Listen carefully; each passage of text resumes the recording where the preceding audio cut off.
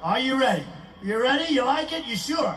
په 1998 کال کې یو امریکایي سړي چې نوم یې لیټل سینټ جیمز و د 8 میلیونه ډالرو په بدل کې یو ټاپو واخیسته. په نقشه کې دا 15 جریبه ټاپو د متحده ایالاتونو ویرجین ټاپوګانو یوه برخه وه. له بهره دا ټاپو د جنت په څیر ښکاري. هلته ښکلي ساحلونه، زرغونه سیمه او په منځ کې د شاهي کور په څیر یوه لوکسه بنګله. د ټاپو شاوخوا یو لوکس میلمستون، 2 لوی حمامونه، ورزش خونه او هلیکوپټر لپاره ځانګړی ځای موجود دی. خو په مجازي معنا په دې ښکلي جنت کې یو ډیر تور حقیقت پټ دی. یو حقیقت دا چې د نږدې ټاپوګانو خلک دې ټاپوګانو ته د جنسي تیري ټاپو وایي. دلته له 12 تر 18 کلونو نجونې قاچاق کېدلې او جنسي ځورول کېدې.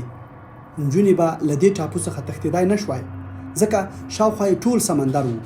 یو ځل یوه 15 کلنه نجلۍ هڅه وکړه چې وتښتي خو ونیول شوه او پاسپورټ یې واخیستل شو. تر ټولو حیرانونکې بیا دا ده چې دې ټاپو ته شتمن خلک، میلیاردران، مشهور سیلبریټیز او سیاستوال ورغلي لکه د بریټانیا شاهزاده انډریو ساینس پو، سټیفن هاوکینګ، کامیډین کریسټس ټیکر او ګڼ شمېر نور مشهور شخصیتونه. د دې ټاپو مالک نوم جیفري اپسټین و. اپسټین د بروکلین په ښوونځي کې د ماشومانو لپاره ریاضیات ښوول، خو وروسته د شتمنو میلیاردرانو مالي مشاور شو.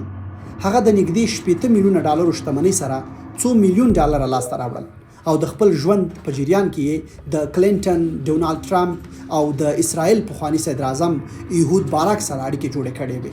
په 2015 کال کې یوه 14 کلنه نجلۍ او د هغې والدین د فلوریډا ساحل ته لاړل. نجلۍ وویل رایل پام بیچ هاوس سکول کې یوې ټولګیواله نجلۍ د یوې شتمنې کور ته بوتله. هلته ورته وویل شول چې یوازې مساج ورکړي او له 200 تر 300 ډالرو بیا ترلاسه کړي. خو اپسټین دغه نجلۍ په جنسي توګه وځوروله.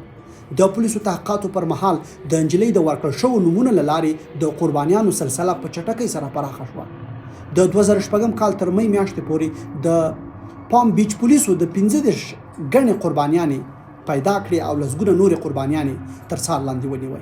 د اپسټین دا قضیه د فدرالي حکومت لخوا په پټ ډول حل شوه.